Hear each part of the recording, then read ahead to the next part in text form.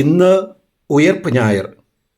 ആഗോള സഭയോടൊപ്പം ഉയർപ്പ് തിരുനാൾ ആഘോഷിക്കുന്ന ഈ പുണ്യദിനത്തിൽ തിരുനാളിൻ്റെ എല്ലാവിധ മംഗളങ്ങളും ദൈവാനുഗ്രഹങ്ങളും സാദരം നേരുന്നു. തിരുവചനം.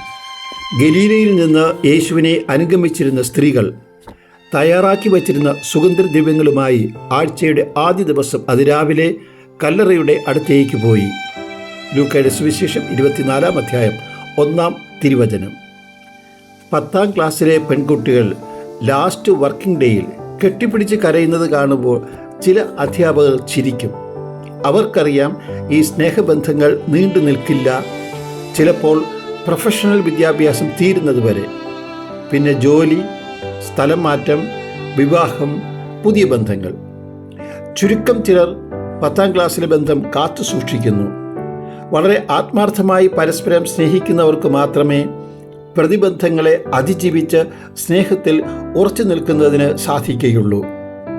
ഇന്നത്തെ സുവിശേഷത്തിൽ പ്രതിസന്ധികളെ അതിജീവിച്ച് യേശുവിനോടുള്ള സ്നേഹത്തിൽ ഉറച്ചു നിൽക്കുന്ന കുറേ ഭക്തസ്ത്രീകളെ നാം കാണുന്നു.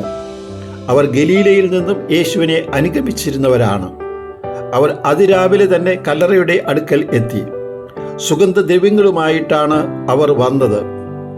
യേശുവിനോടുള്ള സ്നേഹം ഹൃദയത്തിൽ ജ്വലിച്ചു നിന്നതിനാൽ അകന്നു നിൽക്കുവാൻ സാധിക്കാതെ ആഴ്ചയുടെ ആദ്യ ദിവസം തന്നെ അവർ അതിരാവിലെ കല്ലറയിൽ എത്തുന്നു.